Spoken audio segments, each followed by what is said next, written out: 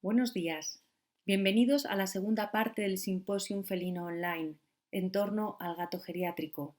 Soy Valentina Ibar, veterinaria del Hospital Felino Madrid, actualmente presidenta del Grupo de Estudio de Medicina Felina de ABEPA, acreditada en Medicina Felina. Y los gatos geriátricos son mi verdadera pasión dentro de la medicina felina. Y vamos a ver las principales enfermedades que afectan a los gatos y cómo se relacionan entre ellas y cómo poder manejarlas. Los gatos mayores representan un porcentaje importante de los gatos que acuden a consulta y cada vez más. Aunque la media de vida es entre 13 y 14 años, cada vez encontramos más gatos de 18, 19, 20 años y tenemos que saber diferenciar los cambios relacionados con la edad con cambios que produce la enfermedad y no necesariamente van unidos. ¿Y por qué? Porque tenemos que intervenir de forma prematura para dar calidad de vida a nuestros pacientes. Hay cambios que están relacionados con la edad, simplemente por ser gatos mayores, como son la disminución de la elasticidad de la piel, la disminución de la tolerancia al estrés, y esto es muy importante para el manejo, cambios de ciclo sueño-vigilia, cambios de la interacción social, disminución de la audición, disminución de digestión y absorción de grasa. Esto es importante también para valorar los cambios morfológicos que van presentando los gatos mayores. Cambios de pigmentación de iris, atrofia de iris, disminución del sentido del olfato y esto disminuye el apetito. Por eso tenemos que estar atentos. Y tenemos que estar atentos porque a veces son progresivos y pasan desapercibido por parte del cuidador. Hay un concepto que es interesante desde el punto de medicina humana y que yo querría captar también para medicina felina. Es el concepto de fragilidad en el gato geriátrico. La fragilidad es un aumento de vulnerabilidad frente a estresantes externos. Aumenta esta fragilidad con la edad, con la malnutrición, con la sarcopenia y esto hace que tengan disminución de la capacidad de mantener la homeostasis y no es necesariamente enfermedad, pero son estos gatos que son mucho más sensibles al manejo y se ven muy seriamente perjudicados por un mal manejo y por el estrés. Entonces debemos valorar que la visita al veterinario es una visita siempre estresante o la mayor parte de las veces en las que tenemos que hacer además procedimientos invasivos para el gato y una opción es el uso de gabapentina antes de la visita al veterinario. Las dosis son variables, se habla de 100 miligramos gato, yo empezaría por 50 miligramos gato y ver qué efecto produce. Y la mayor parte de las veces los gatos van mucho más tranquilos y permiten un manejo. Este manejo siempre debe ser cuidadoso. Optar por sedaciones cuando el gato no se deje manejar o el procedimiento pueda ser doloroso o invasivo. Cuidado con la posición en las pruebas diagnósticas que vamos a hacer. Son gatos que pueden tener dolor, la extracción de sangre con el mosquito en el codo es dolorosa, es molesta. La posición a la hora de hacer una prueba, ecografía, radiografía, tiene que ser cómoda en superficies mullidas. Mucho cuidado con el volumen de fluidos que vamos a administrar a estos pacientes. Por lo que os digo, hay una gran fragilidad. El hecho de que haya un sobrevolumen puede ser que desencadene en un problema cardíaco, un empeoramiento de patologías que tienen porque no son capaces de mantener bien la homeostasis. La estructura de trabajo será la misma que con cualquier caso, pero debemos ser extremadamente ordenados porque se nos van a juntar varias patologías en un mismo paciente. Entonces, partir siempre del motivo de consulta. ¿Por qué viene a la clínica?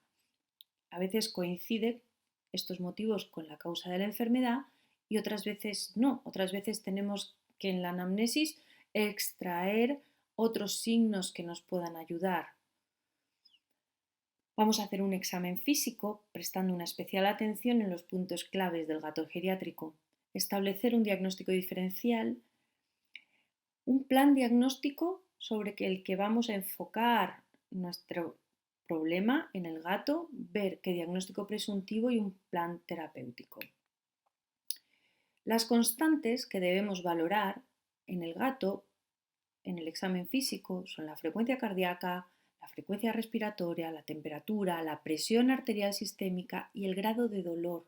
Son 5 variables que debemos tener siempre anotadas en nuestra historia clínica.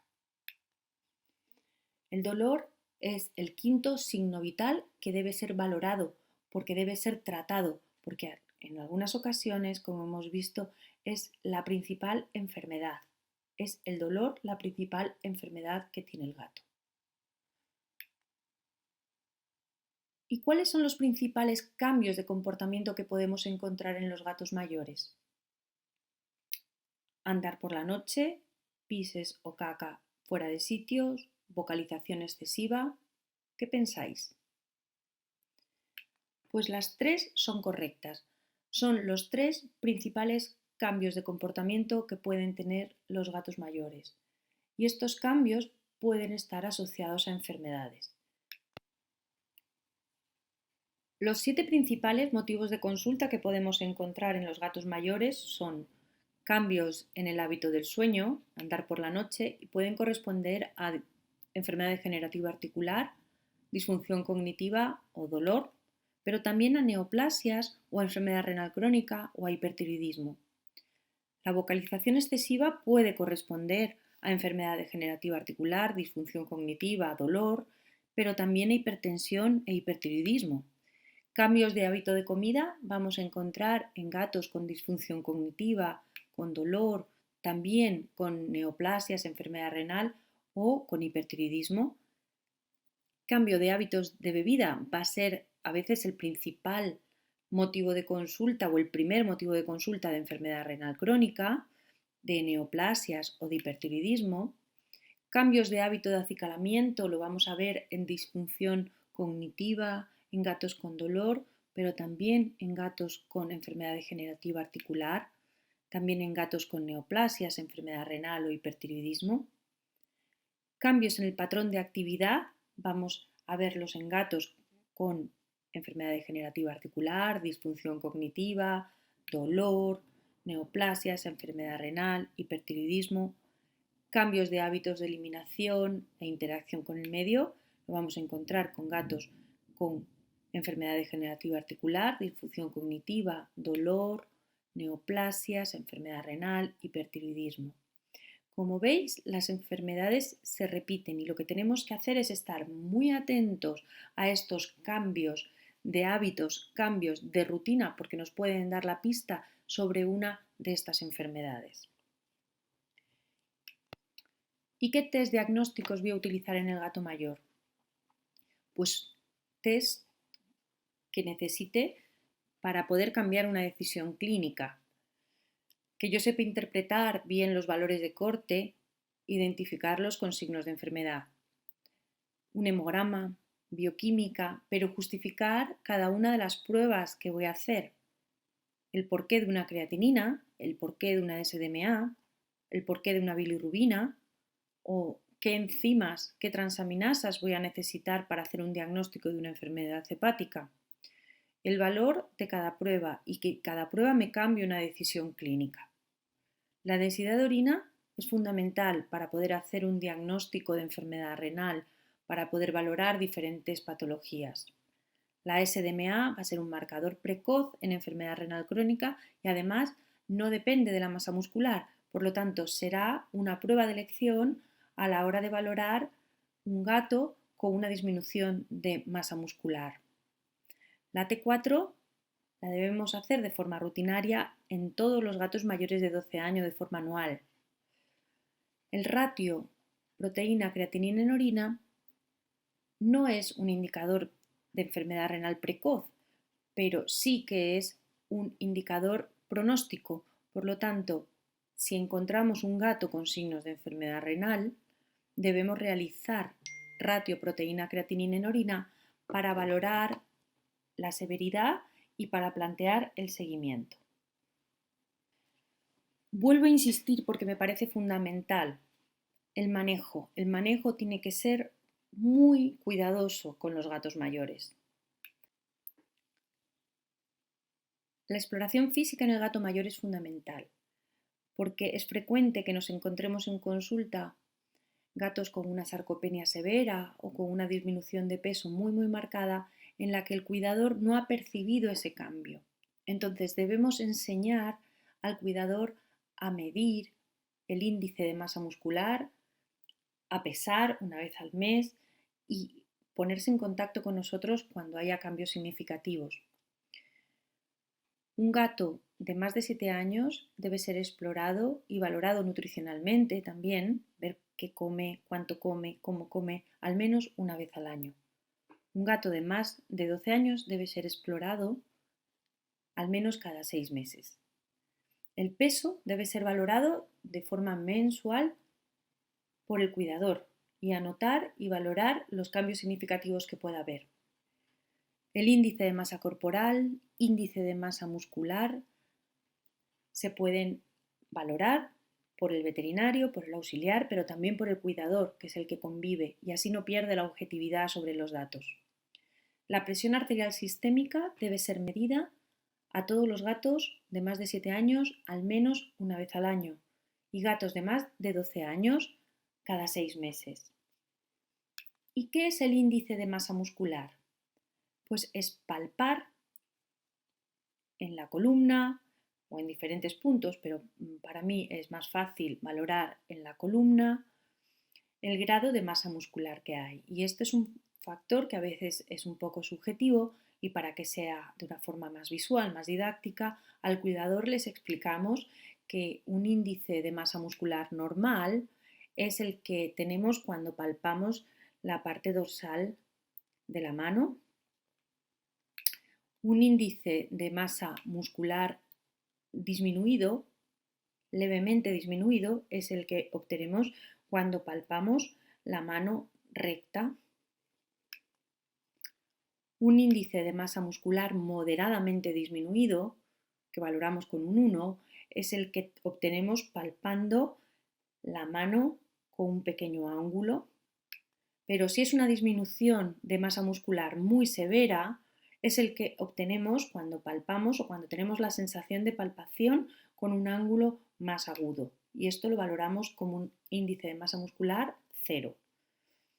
Pero lo que tenemos que enseñar es a valorar el índice de masa muscular, porque la sarcopenia o la disminución de la masa muscular está asociada a enfermedades catabólicas, a enfermedades como neoplasias, como hipertiroidismo, como enfermedad renal crónica.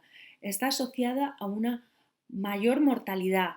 Es un dato importante que vemos, palpamos y que tiene que ser valorado. Enfermedades frecuentes en el gato mayor hemos dicho que el dolor es una enfermedad en sí misma, enfermedad renal crónica, hipertensión, enfermedad degenerativa articular, disfunción cognitiva, hipertiroidismo, neoplasias, pero tenemos que tener en cuenta también las enfermedades que el gato tenía previamente a ser mayor, las que trae de mochila. En algunos casos son enfermedades que tienen que ver con las nuevas que tengan. Por ejemplo, la enfermedad periodontal está relacionada con la enfermedad renal crónica, sobre todo en estadios finales. Enfermedad inflamatoria bronquial. Hay enfermedades inflamatorias relacionadas entre sí, pero a veces estas enfermedades de base también nos confunden en el diagnóstico, como por ejemplo en enfermedades cardíacas. Muy relacionada la pancreatitis y la diabetes, también con la colangitis y la enfermedad inflamatoria intestinal con neoplasias intestinales. Entonces debemos saber qué enfermedades previas tenía el gato y qué relación entre ellas puede haber con las nuevas que aparezcan. Tenemos que saber diagnosticar las enfermedades, saber qué relación hay entre ellas y, fundamental, cuál es la que más está afectando al gato en ese momento y causa los signos clínicos que está teniendo. ¿Qué tratamiento vamos a poner y qué efectos adversos, interacciones tienen entre las enfermedades que padece el gato? ¿Qué manejo dietético vamos a hacer? Y cómo monitorizar qué tipo de seguimiento vamos a hacer en estos pacientes. teniendo en cuenta que las principales enfermedades que vamos a tener son neoplasias, enfermedad renal crónica, hipertiroidismo, hipertensión, enfermedad degenerativa articular, disfunción cognitiva y dolor. Pues bien, empezamos. Empezamos con la enfermedad renal crónica. Como veis, hay un código QR en el que os podéis descargar, en este caso, la guía IRIS, en la que nos basamos para el diagnóstico y manejo de la enfermedad renal crónica en el gato. Os decía que es muy importante valorar los cambios de comportamiento y en este caso más, porque a veces el signo clínico que vamos a ver es un cambio en el hábito de la ingesta del agua, beben agua de sitios donde no bebían antes, ahora beben del macetero de la planta o beben del váter, y esto es un signo de polidipsia. Si no lo preguntamos, a veces no nos lo cuentan. Vamos a ver disminución de apetito, gatos algunos con ansiedad, desorientación, otros con debilidad, otros como signos agresividad, irritabilidad, vocalización, andar nocturno, pero la disminución del apetito suele ser también un signo, sobre todo en estadios finales de iris, en estadios 3-4. ¿Y cuáles son las principales causas de enfermedad renal crónica en los gatos? Pues la principal es la nefritis tubulointersticial. Cada vez vemos menos gatos con poliquistosis renal que estaban asociadas al gato persa, pero todavía queda alguno. Glomerulonefritis principalmente en gatos con retrovirus, con peritonitis infecciosa. Las pielonefritis son frecuentes como causa o como desencadenamiento de una enfermedad renal crónica o de forma secundaria a una enfermedad renal crónica. La amiloidosis, si no hacemos biopsia, no la vamos a diagnosticar, estaba más asociada al gato abisinio, pero cada vez la encontramos más en gatos comunes europeos y no solo van a tener amiloidosis renal, sino que también hepática y en otros órganos. Y el linfoma renal es frecuente, sobre todo en gatos con leucemia. Y el diagnóstico es sencillo, con una punción de aguja fina. Tenemos que tenerlo en cuenta en gatos con renomegalia bilateral. Pero la principal causa es la nefritis tubulointersticial. ¿Y cómo diagnosticamos enfermedad renal crónica? Pues cuando tenemos uno o más de los siguientes resultados. Un aumento de creatinina progresivo, incluso dentro del rango de referencia. Por lo tanto, para saber que es progresivo, tenemos que tener al menos 2 resultados de creatinina. En base a un solo resultado no podemos hacer un diagnóstico de enfermedad renal crónica. Nivel elevado y persistente de SDMA, pero lo mismo, necesitamos tener más de un valor. Anomalías renales en ecografías o radiografías y proteinuria persistente mayor de 0,4. Uno o más de los siguientes resultados, pero siempre con una densidad menor de 1035.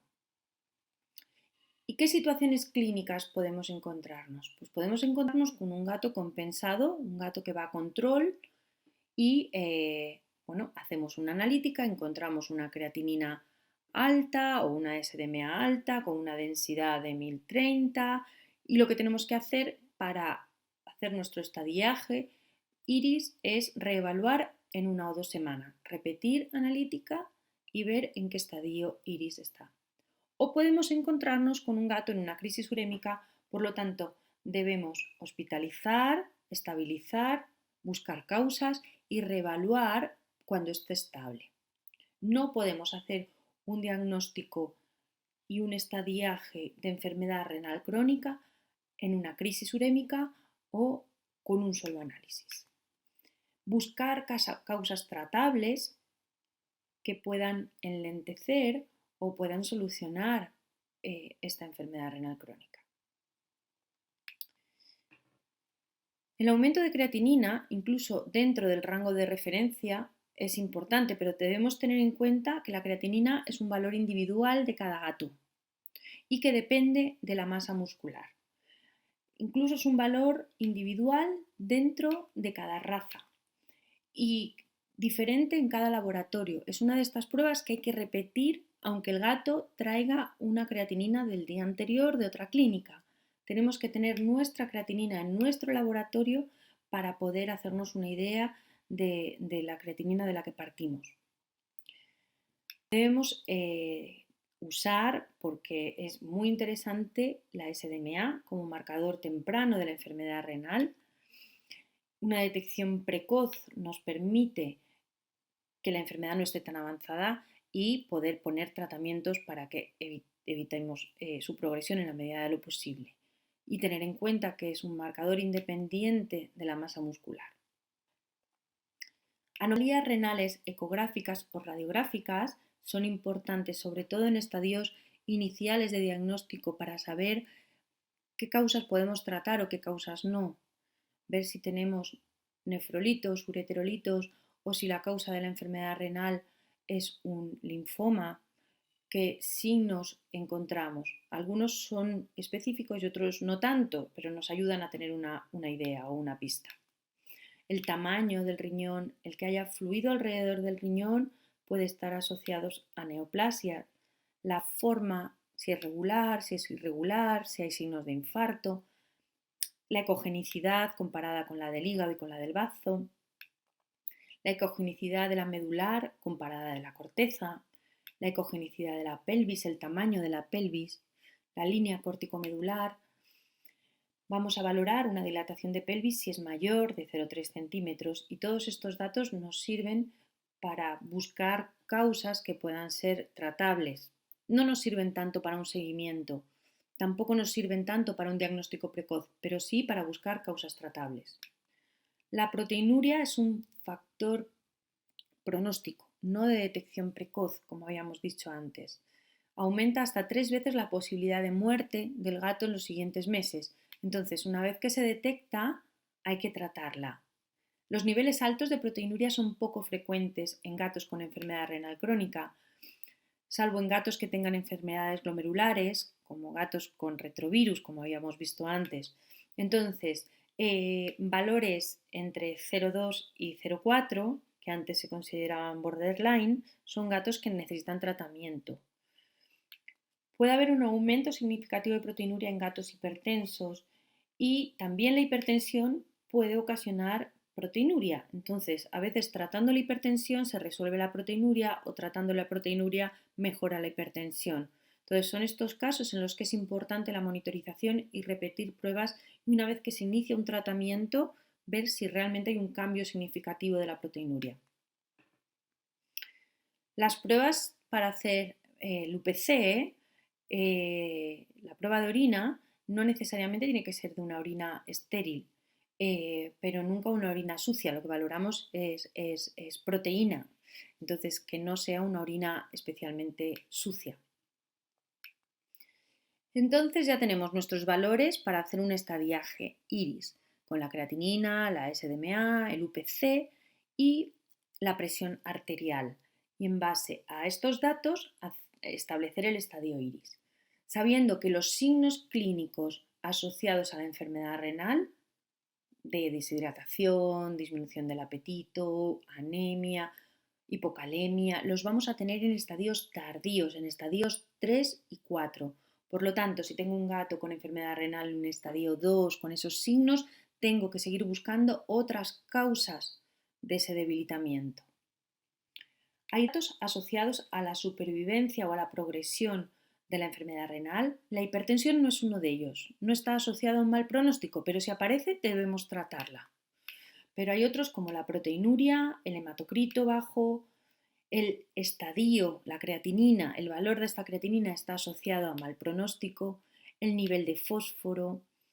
El factor 23 de crecimiento de fibroblastos no podemos medirlo, pero la edad también es un factor pronóstico negativo, el peso y el magnesio es uno nuevo que estamos midiendo ahora de forma sistemática y también está asociado a litiasis, a nefrolitiasis. Entonces, si tenemos el magnesio alto, son gatos a los que debemos hacer radiografía para buscar ureterolitos o otras causas que nos puedan estar empeorando la enfermedad renal crónica. Causas que empeoran la enfermedad renal crónica, la hipertensión, los nefroureterolitos, como hemos dicho antes, linfoma, el hipertiroidismo, infecciones o fármacos nefrotóxicos. Para los uretrolitos, la mejor opción de tratamiento es el bypass ureteral. Es lo que nos ha permitido, llevamos años usándolos, ya hemos publicado varios abstracts de artículos y nos permite la supervivencia de pacientes que antes eran completamente inviables. Uno de los principales signos clínicos relacionados con la enfermedad renal crónica en IRIS 3-4 es la disminución del apetito. Y la disminución del apetito en enfermos renales se produce por la sensación de náusea, por la deshidratación, por la hiperfosfatemia o por hipocalemia, y la debemos tratar. Las náuseas asociadas a enfermedad renal crónica no están asociadas en gatos a úlceras. En gatos, por enfermedad renal crónica, se produce fibrosis o mineralización, por lo que no se justifica el uso de antiácido o de protectores gástricos. Y si hubiera que usar alguno, porque hubiera vómitos con sangre o por otras patologías, usaríamos el omeprazol, que es más eficaz que la ranitidina y que la famotidina. Uno de los fármacos que usamos para manejar el apetito y las náuseas es la mirtazapina. El mayor problema que tiene es que es un antidepresivo de uso de humana y que las dosis para gatos son muy complicadas de manejar. Estamos hablando de 1/8 de comprimido cada 2 o 3 días y es muy difícil de dosificar y de manejar. Tiene algunos efectos, además, individuales en cada gato de hiperexcitabilidad que tenemos que tener presente. Pero es un estimulante de apetito efectivo, también tiene acción antiemética. Estudios demuestran que aumenta el peso y el nivel de actividad del gato. Esperamos que dentro de un tiempo podamos disponer de una forma de administración tópica que nos será muy útil en el manejo de gatos. Pero el principal aliado en el manejo del vómito y de las náuseas, que a veces no estamos tratando vómitos sino solamente náuseas, es el maropitán. Es un gran agente inhibidor del vómito a nivel central. Bloquea el efecto de la sustancia P, o sea que tiene acción analgésica, disminuye la concentración alveolar mínima de sevoflurano durante las ovariosterectomías, por lo tanto lo usamos en la premedicación. También hay datos de su uso como antiprurítico en procesos dermatológicos.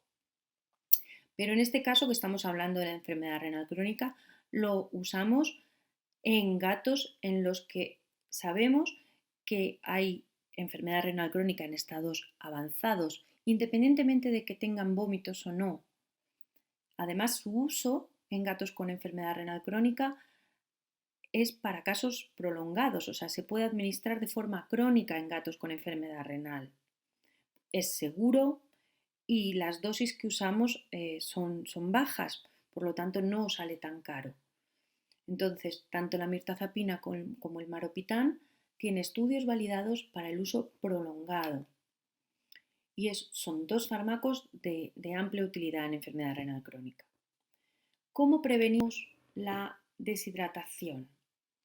Pues la principal fuente de contenido hídrico en gatos es la dieta húmeda, fomentar dieta húmeda.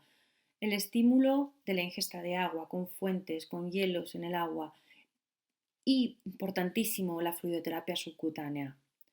El mayor problema que tenemos es la forma de administración del suero subcutáneo con las inyecciones repetidas, que los gatos se cansan y para ello es de gran utilidad los puertos de fluidoterapia subcutánea en los que se implanta en el cuello el dispositivo y se puede administrar de forma fácil y cómoda al gatito todos los días suero subcutáneo. Por lo tanto, el tratamiento debe ir enfocado al estadio de iris en el que se encuentra el gato. Tratamientos específicos cuando tengamos una causa desencadenante como un ureterolito con un bypass ureteral. En estadios 2, dieta, antiproteinúricos si hay proteinuria, antihipertensivos si hay hipertensión. En estadios más avanzados ya no vamos a tratar el riñón, sino que vamos a tratar al gato. Vamos a tratar los signos clínicos que ocasionan la enfermedad renal. Por lo tanto, debemos hacer especial hincapié en la fluidoterapia, en el uso de antieméticos, de estimulantes del apetito, de antiproteinúricos, de controlar la anemia, incluso del uso del tubo de esofagostomía. Es una opción en gatos con malnutrición o en gatos en los que ha habido un empeoramiento de una enfermedad renal crónica por otra causa. Un gato que ha estado estable pero tiene una pancreatitis que le hace empeorar de la enfermedad renal crónica, pues para volver a estabilizar este tubo de esofagostomía nos mantiene la nutrición. Por lo tanto, es de gran utilidad. El manejo clínico de la hipertensión felina es muy importante y debemos basarnos en dos guías de reciente publicación, una de la ISFM y otra de la CBIN, en la que nos dice cómo medir, cuándo tratar, por qué es importante, qué es la hipertensión, dónde mido, y todo esto nos hará un mejor manejo del gato geriátrico. ¿Por qué? Porque la hipertensión es muy frecuente, está asociada a la enfermedad renal crónica, al hipertiroidismo, y estas dos enfermedades son muy frecuentes en los gatos mayores. Hipertensión, vamos a tener una hipertensión situacional que se llama, que está asociada a estrés, y esta hipertensión no se trata, pero debemos evitarla porque hipertensiones situacionales repetidas pueden hacer que un gato termine siendo hipertenso.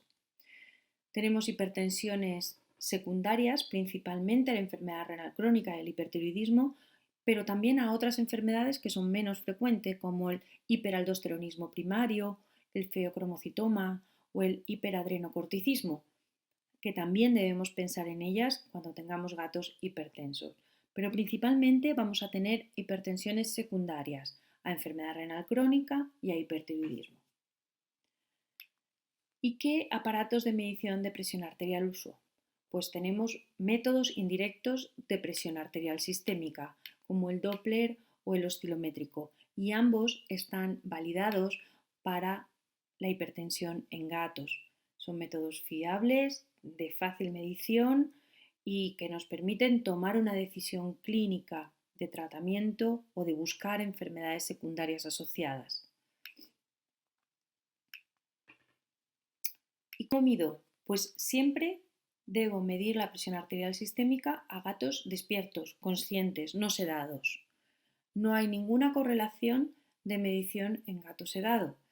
Entonces, es en ocasiones lo único que voy a medir al gato en esa visita, porque si es lo más importante va a ser lo único antes de que se estrese, o debo planificar de forma muy cuidadosa la visita del gato. Hay un efecto bata blanca o de estrés que es importante y que debemos diferenciarlo de la verdadera hipertensión. Hay un estudio interesante en el que se valora las diferentes mediciones con el veterinario al lado de la mesa de exploración, o con el gato metido en el transportín, o sin el veterinario, solamente con el cuidador. Y se valora que las presiones arteriales son más bajas solamente cuando están con el cuidador. Entonces, puede ser una opción enseñar al cuidador a que mida la presión arterial y nosotros esperemos fuera. Y ese valor va a ser más fiable para tomar una decisión clínica. ¿Cuándo trato la hipertensión? Pues debemos tener en cuenta que debemos tratar al gato estable, o sea, que esté comiendo, que no esté con vómitos, que no esté con otra patología de base.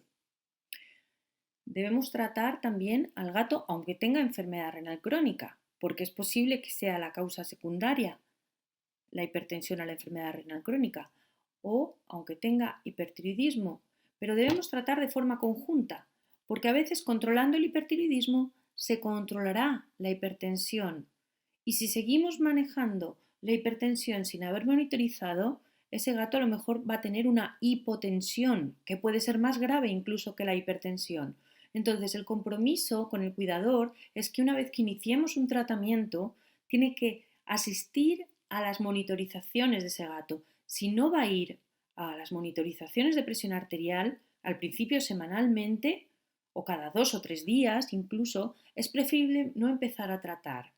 Porque, repito, es tan peligroso la hipertensión como la hipotensión idiopática.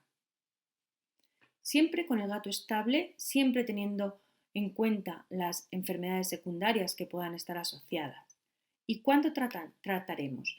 Pues trataremos si un gato tiene presiones arteriales incluso por encima de 150 cuando veamos daño en órgano diana, ocular o neurológico. Si tenemos presiones arteriales mayores de 160 en 2 o más ocasiones, con cualquier otro daño en órgano diana, que puede ser en riñón o en corazón. Si tenemos presiones arteriales mayores de 170 en 2 o más ocasiones y que no estén asociadas a efecto bata blanca. Son situaciones en las que nos debemos plantear tratar. Bueno, pues vamos a ver aquí. Kenny es un gato que no come, que viene con vómitos, decaído. Es un gato con los que uno se siente muy, especialmente unida. Me siento porque es uno de los primeros que empecé a vacunar, que traté durante mucho tiempo, pero llevo tiempo también sin verlo. Y es uno de los primeros, pues que confiaron en mí como veterinaria. Es un gato de 17 años, que no lo veo desde hace 6. Tenía una historia de iris 2, con vómitos crónicos también, y que lo habíamos manejado como una enfermedad inflamatoria intestinal, aunque no habíamos hecho biopsia porque había tenido una buena respuesta a dieta hipoalergénica.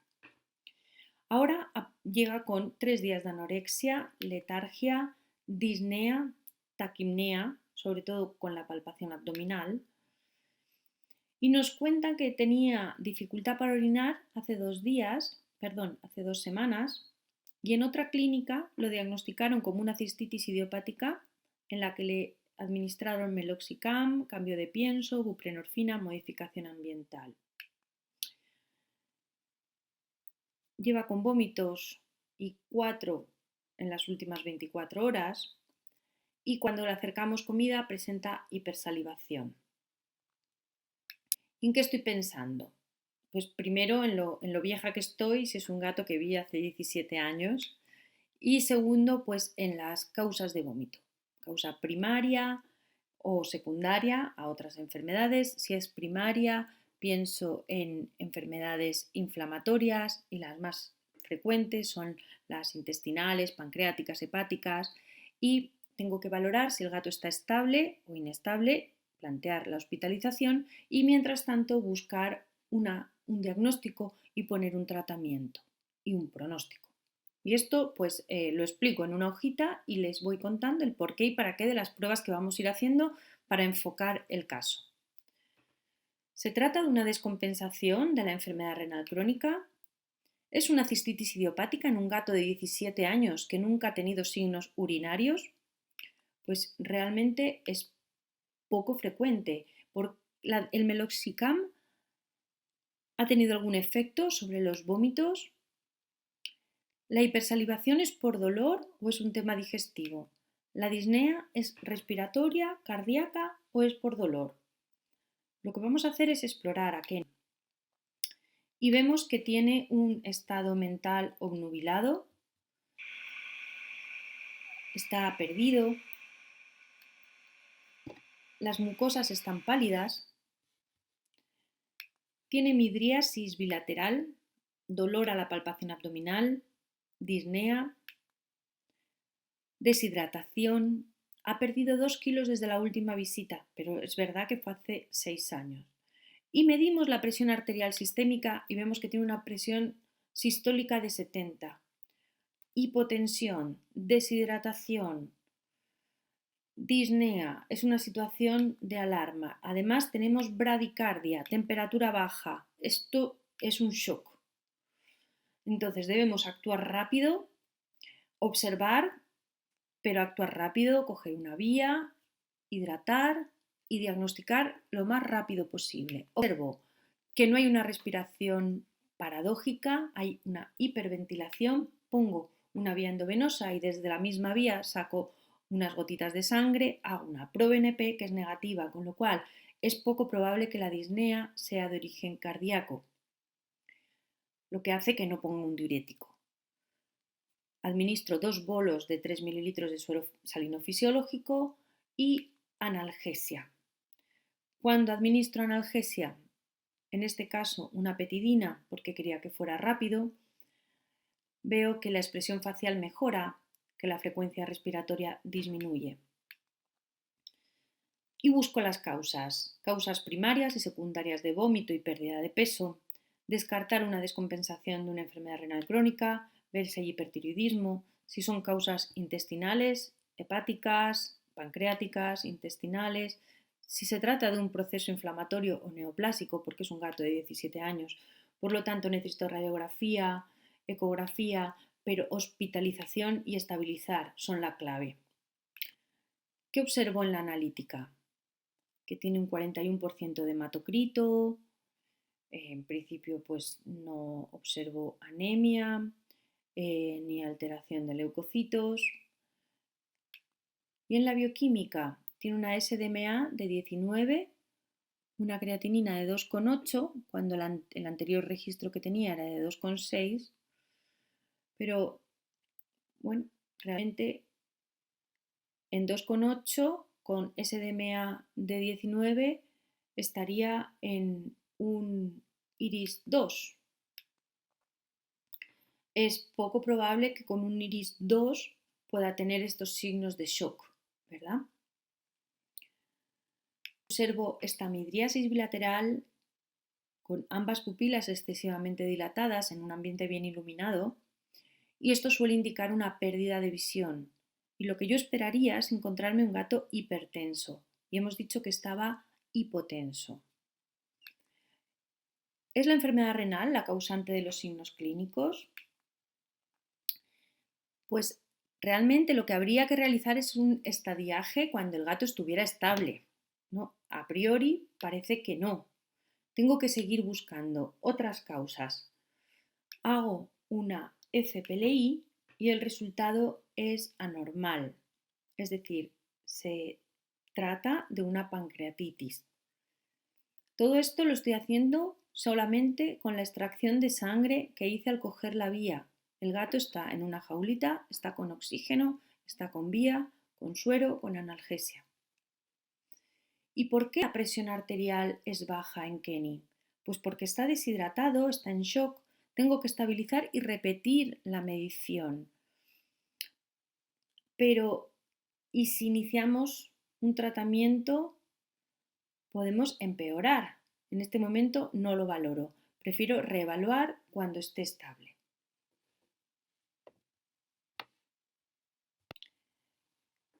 ¿Y qué relación hay entre enteropatías crónicas y en enfermedad renal?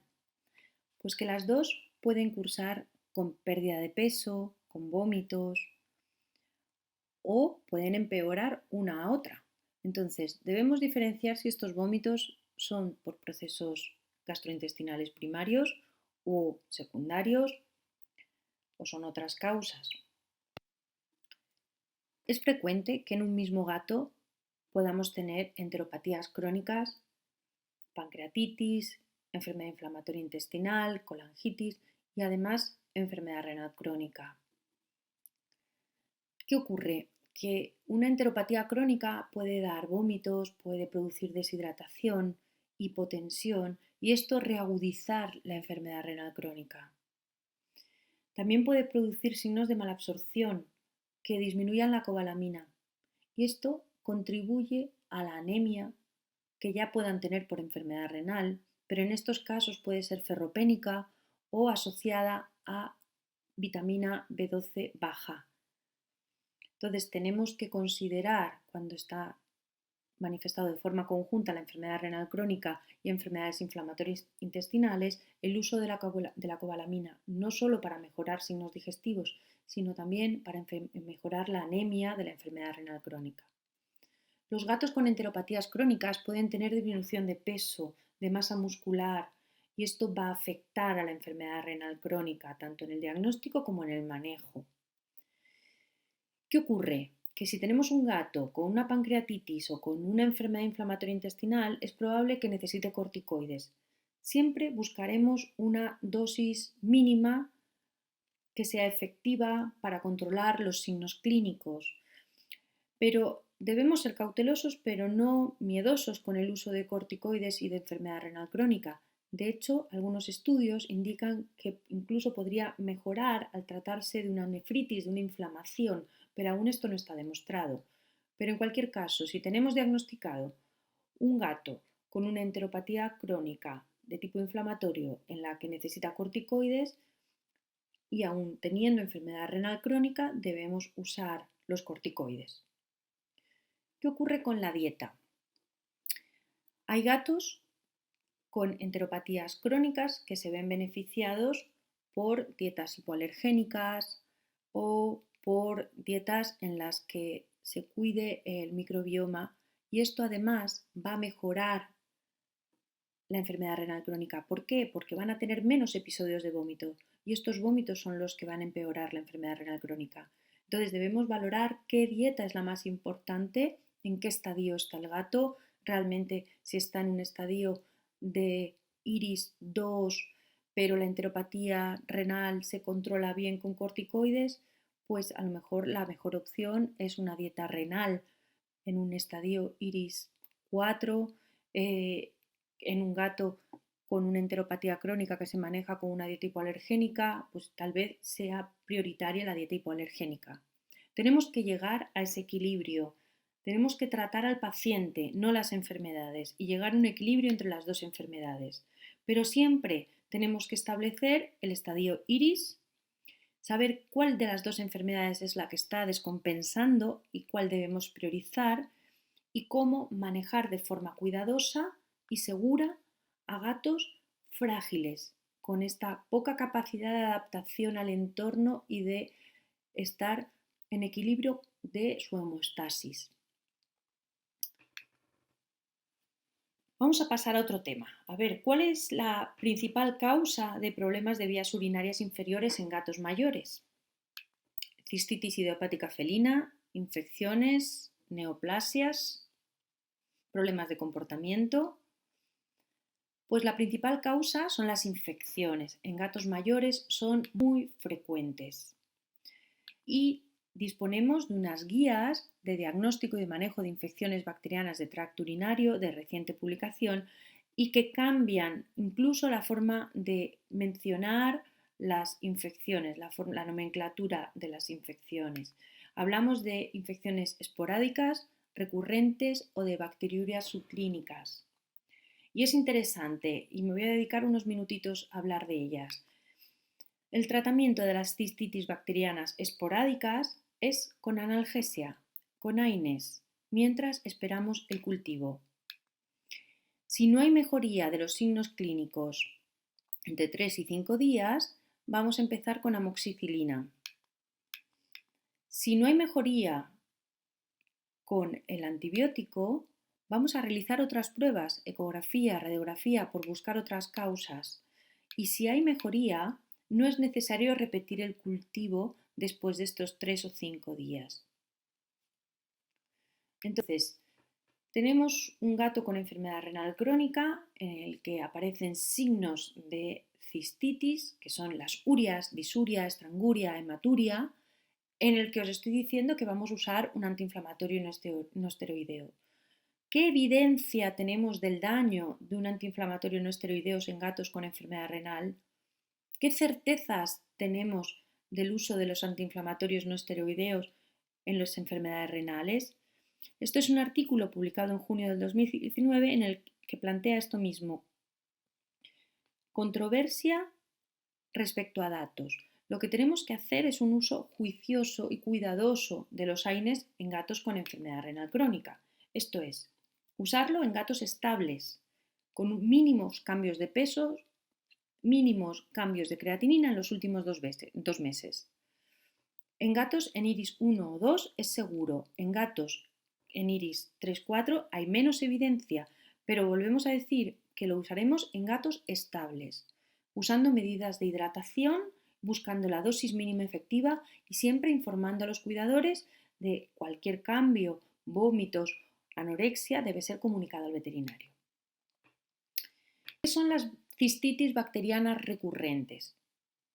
Son gatos que tienen más de 3 episodios de cistitis bacterianas en los últimos 12 meses o que tienen más de 2 episodios de cistitis bacterianas en los últimos 6 meses. Entonces, tenemos que valorar si es una reinfección o es una infección persistente. Buscar las causas desencadenantes, o sea, si tenemos muchas cistitis repetidas, deberemos hacer más pruebas. Y si es una reinfección, empezamos a dar amoxicilina 3 o 5 días hasta el resultado del cultivo. Si es una infección persistente, debemos dar un tratamiento empírico entre 7 y 14 días y repetir el cultivo después de 7 días sin tratamiento. Pero no es recomendable el uso de tratamientos profilácticos de antibiótico. ¿Qué ocurre con las bacteriurias subclínicas? Son aquellas en las que encontramos un cultivo positivo, pero que no tenemos signos de disurias, estrangurias, hematuria, disuria. Y en estos casos es mejor no tratar. Esto es lo que nos dicen las guías. No tratar incluso un cultivo positivo sin signos de polaquiuria, disuria, estranguria, hematuria. Y mi pregunta es, ¿por qué se hizo un cultivo si no tenía signos? Pues ante sospechas de pilonefritis o vejigas con una fuente de bacteremia como puede ser un bypass o una cistotomía, o gatos con diabetes o con enfermedades medulares que no tienen estos signos de urias. Muy útil esta última guía. Vamos a hablar de gatos con hipertiroidismo. ¿Por qué? Porque es la endocrinopatía más frecuente en gatos mayores. Son gatos que comen incluso en la mesa de exploración de la clínica. Ofrecemos comida, siempre ofrecemos comida, aunque el dueño nos diga que no come, pero es para ver la reacción que tiene frente a la comida, si tiene náuseas, si tiene apetito, si tiene disfagia. Pero son gatos que comen y adelgazan, que tienen sarcopenia, y es frecuente en gatos mayores, sobre todo en gatos mayores de 12, 13, 15 años. En gatos mayores, pero no tanto, es menos frecuente, pero debemos hacer de forma rutinaria T4, porque el 90% de los casos se diagnostican solo con una prueba de T4. ¿Y dónde está el equilibrio? Pues debemos evitar hipotiroidismos iatrogénicos, tanto si tratamos con fármacos como si hacemos tratamientos con yodo radioactivos. Debemos evitar el hipotiroidismo iatrogénico, que es una situación muy grave y muy difícil de manejar. Debemos monitorizar y cuando iniciemos tratamientos médicos buscar siempre la dosis más baja.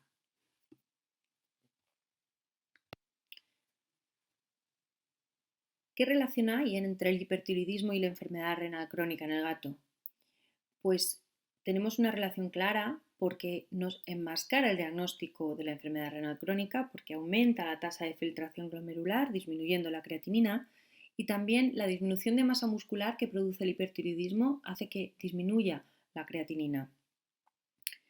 El empezar a tratar a un gato con hipertiroidismo puede hacer que baje la tasa de filtración glomerular y que aumente la creatinina.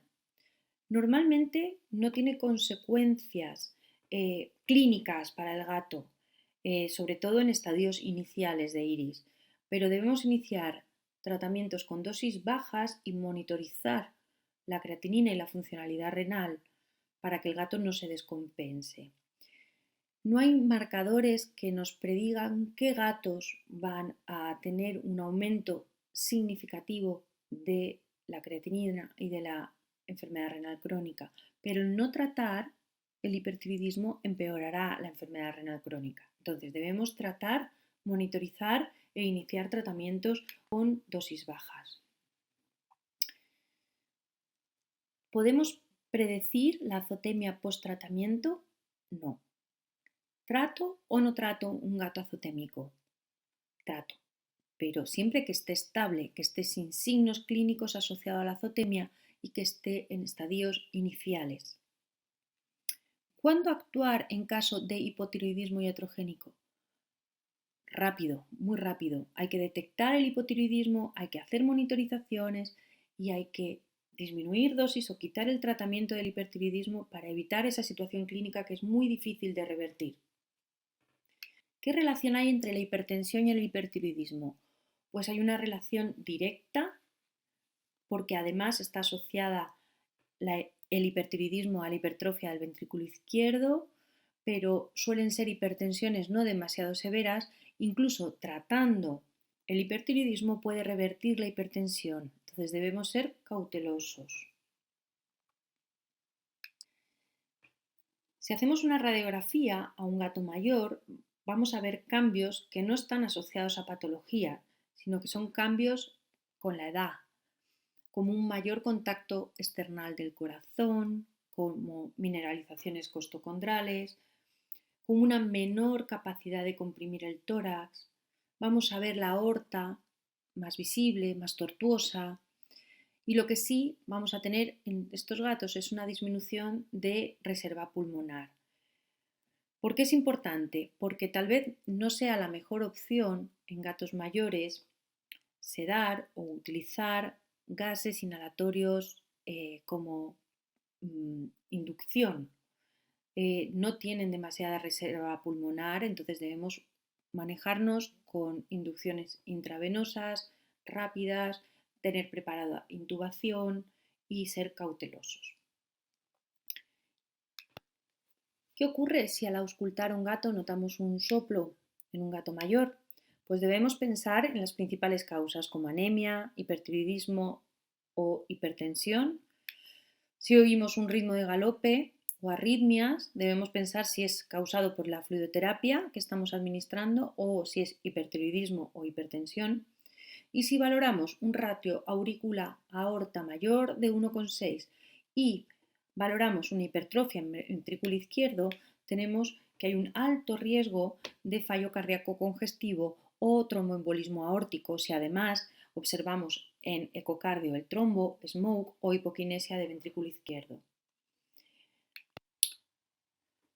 Si tenemos un gato con disnea y no sabemos diferenciar si es de origen respiratorio o no respiratorio, podemos contar con dos elementos de gran utilidad que pueden usarse de forma complementaria. Uno es hacer una ecografía cardíaca, llamarlo ecocardiografía me parece un poco ostentoso, pero se puede hacer una ecografía cardíaca con un corte paraesternal derecho de eje corto en la que obtengamos un ratio aurícula-aorta. Además podemos hacer una prueba, un péptido natriurético, la ProBNP, que hay unos kits rápidos en la clínica, y si tenemos un ratio aurícula-aorta mayor de 1,6 o una ProBNP positiva, es probable que la disnea que presente el gato sea de origen cardiogénico. Si el ratio es menor de 1,6 o la ProBNP es negativa, es menos probable que sea cardiogénico. ¿Y por qué es importante? En un gato se puede producir el síndrome cardiorrenal, es decir, un empeoramiento de la enfermedad renal por una enfermedad cardíaca de base o un empeoramiento de la enfermedad cardíaca por una enfermedad renal de base. ¿Y qué es antes o qué es después? Es complicado saberlo. Lo que tenemos es que diagnosticar, identificar ambas enfermedades y saber qué interacciones pueden tener los tratamientos que usemos. Las medicaciones como los IECAS o los diuréticos que podamos usar en un gato con enfermedad renal pueden producir deshidratación. Esta deshidratación puede producir un aumento de la vasopresina y una activación del sistema renina-angiotensina que empeore la funcionalidad cardíaca. La anemia que se puede producir por la enfermedad renal crónica puede alterar la imagen cameral y puede producir una dilatación cameral y puede diagnosticar una enfermedad cardíaca donde no la haya. Además, la anemia puede producir soplo o un empeoramiento de la enfermedad cardíaca. Entonces, tenemos que identificar ambas enfermedades, controlar la hipertensión que puede estar presente en ambas enfermedades, evitar hipotensión y deshidratación, no administrar IECAS o diuréticos si el gato no está estable, manejar la hipocalemia o la hipercalemia porque tienen un impacto en la función cardíaca y son gatos a los que hay que hospitalizar con fluidos continuos pero en volúmenes bajos para no empeorar la enfermedad cardíaca y hacer un control y una suplementación de electrolitos. Por lo tanto, Como resumen, es muy importante la monitorización y el seguimiento de nuestros pacientes geriátricos, el peso, el estado de ánimo, el apetito, el comportamiento, valorar días buenos, días malos, encuestas de calidad de vida, saber qué es calidad de vida para un gato, qué es que coma, que se desarrolle con su medio, que vaya al arenero y que no tenga dolor. Estar enfermo estresa. Debemos justificar cada uno de los fármacos que administremos y saber que realmente son necesarios. A veces hay que empezar de cero, quitar todo y empezar a dar de uno en uno y siempre los que sean estrictamente necesarios. Enseñar a cómo administrar las pastillas o las medicaciones, uso de pastillas, medicaciones easy to give, que sean palatables, que sean ajustables también al peso del gato, no estresar más de lo necesario al gato. Las hospitalizaciones tienen que ser muy justificadas en los gatos mayores porque producen miedo, ansiedad, frustración y pueden producir más daño que beneficio. Manejar el dolor, las náuseas, las limitaciones de movilidad. Nunca usar collar isabelino. ¿Cómo plantearemos una consulta en un gato mayor? Explicar al cuidador la importancia de los cambios de comportamiento, explorar con máximo cuidado, mínima restricción, valorar la respuesta al dolor, la tensión corporal, la vocalización, las ganas de escapar, la reacción de hipersensibilidad, fasciculación de la piel, movimientos musculares, muy cuidadosos con la exploración ortopédica, movimientos pasivos de articulaciones, flexión y extensión, examen neurológico a distancia, mucho cuidado con las radiografías de no hacer más daño. Y las pruebas terapéuticas con analgesia son de gran utilidad. Ver el antes y el después simplemente dando un fármaco. En este caso valoramos a Missy, gatita mayor con enfermedad renal crónica, antes y después del meloxidil. Por último, recordaros que es muy frecuente el síndrome de disfunción cognitiva, que se manifiesta con cambios de comportamiento, pérdida de memoria, disminución de respuesta a estímulos, confusión, y el problema que tiene es que su diagnóstico es por exclusión de causas médicas y de comportamiento, pero debemos tenerlo siempre en cuenta que además el dolor hace que empeore los signos de comportamiento y aumenta la demencia, así que debemos usar analgesia para disminuir la ansiedad, las modificaciones ambientales, darle una rutina, el uso de nutracéuticos puede mejorar, el manejo nutricional, pero sobre todo ambientes tranquilos, recursos disponibles, juegos a comportamiento predatorio, interacciones sociales positivas, que sean consistentes y predecibles, y dar un valor a la comunicación olfatoria y química. Recordar, estábamos hablando de enfermedad degenerativa articular en gatos mayores y hemos visto un montón de enfermedades correlacionadas. Enfermedad renal con hipertensión, enfermedad renal con hipertiroidismo y también con hipertensión y también con enfermedad cardíaca, enfermedad renal con enfermedad cardíaca y otras enfermedades inflamatorias que pueda tener el gato. Y en el caso de enfermedad degenerativa articular, debemos tener en cuenta también la obesidad y controlar la obesidad. ¿Cómo identificar y manejar comorbilidades? Pues con controles periódicos, con disminución del estrés en cada visita, porque para poder hacer controles tenemos que hacer que el gato llegue a la clínica, ser selectivos con las pruebas. Cada prueba bioquímica tiene que estar justificada, cada ecografía debe ser justificada, el por qué y para qué, saber si cambia mi decisión clínica o no, qué voy a hacer después con el resultado que voy a obtener. Saber las limitaciones de cada test. La medicina preventiva funciona y debemos tenerla en cuenta. Calcular los porcentajes de variación, de pesos, de valores analíticos para tener una perspectiva a lo largo del tiempo. Tomar medidas nutricionales precoces para evitar la sarcopenia, estimulantes del apetito, sondas de nutrición, medidas ambientales para mejorar la calidad de vida, optimizar hidratación, manejo de dolor y saber cuándo decir adiós y saber valorar calidad de vida. Lo más importante que debemos saber y recordar de esta charla es que no tratamos enfermedades, tratamos pacientes. En la foto se ve a mis 3 hijos con Ra, que tiene 18 años, y ellos son los grandes cuidadores de Ra, porque son los que detectan los cambios en su comportamiento, qué le viene bien, qué le viene mal, qué le gusta comer, ahora está raro, ahora vomita. Tenemos que cuidar, acompañar a los gatos al final de la vida. Y realmente en estos días tan complicados, lo que nos queda es recordar que debemos cuidar a nuestros mayores. Y la forma de cuidar a nuestros mayores ahora es quedándonos en casa todo lo posible. Dentro de poco los acompañaremos al parque, pero ahora la forma de cuidar es quedándonos en casa.